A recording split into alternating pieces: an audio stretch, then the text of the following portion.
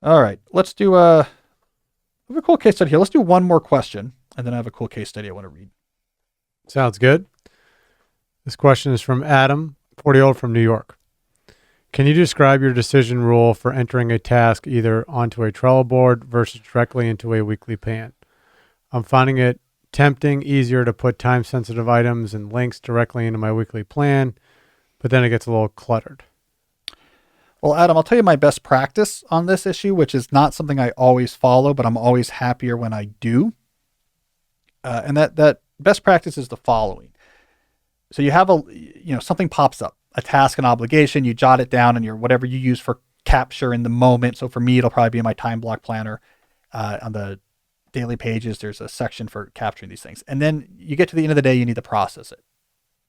My best practice is there's two places where that new task can go: onto an appropriate task board or list, or onto your calendar. All right, so task board or list onto your calendar. What would qualify it for going onto your calendar? If it's connected to a specific day in which you've decided it needs to be executed. So the calendar is for time-specific tasks. So let's say I need to do a book blurb, and it's due on Thursday. I might put an all-day event on that calendar day. Book blurb is due for whatever.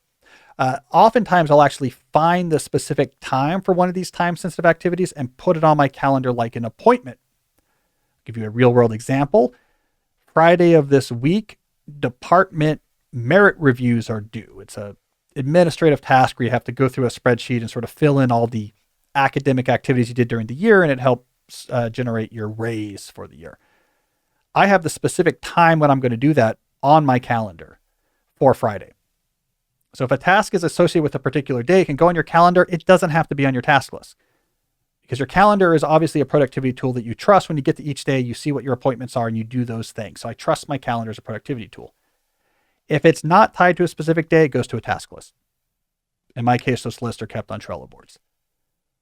Now, I look at my Trello boards each morning when I build my daily time block plan. So if you're actually following this system, if I actually am in the groove of looking at my task board every day when I do my weekly plan, I can trust that stuff that's important will get done, because when I look at the relevant task board, I'll see those tasks, and I'm not going to be dumber tomorrow than I am today. So if I know today this thing is important, when I see it tomorrow, I will remember, oh, this is important, and see if I can fit it into my time block plan for the day. So that is my best practice.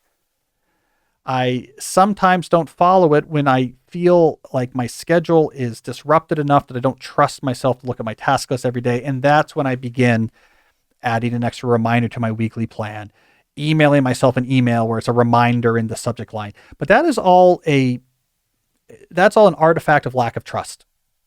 I don't trust that I'm going to see this in my list and make sure it gets done. That makes me nervous. So I'm going to add these extra reminders. But when I am on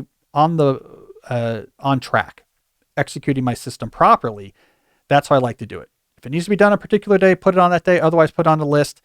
Even if I know it needs to get done this week, I don't really need to write that down somewhere, because when I see that task in my list every single morning, I will remember this is something that needs to get done this week.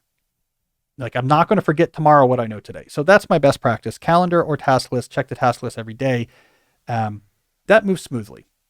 And that's how I know that I'm out of sorts, by the way, is when I start emailing myself reminders. That's when I step back and say, I'm off my system. I need to get back to my system. And I always feel better when I do. Do you do that process in like the same spot every day, or does it vary? I do now. So in my study at home, which we'll have to, in a upcoming weekly update video, Jesse's going to bring the camera over to my study at home. I go to my study at home each morning, and I have a desk, my custom built desk that's made to fit the kind of weird space of the study. And it has one drawer. I had it built in this one drawer. And I open up that drawer, and here's my time block planner. I take that out, I put it on the desk, I turn on my laptop, and it's the first thing I do is I'll make that daily plan for the day. And I try to do this if I can before I walk my kids to the bus stop. If not, immediately after I get back from the bus stop, I'll do this. But I load up my computer, and so my weekly plan will be, and I was looking to see if I don't have my backpack in here. My weekly plan will be printed and in my time block planner. So I open this thing, I read the weekly plan, I open my computer, I read my calendar, I read my task list in Trello, and sketch out that time block plan. for the day. So when I'm on the ball, that's what I do. And so having this set location that I come to every morning at the same time to do this, that really has helped keep me in it. So during the period when we were renovating that study and I didn't have a set location, I might work outside, I might work at the kitchen table, I might work upstairs. I fell off the system more. Mm-hmm. And so it's a good question. Having a great location where this is where I do, that's how I start my day, has really made a big difference to me.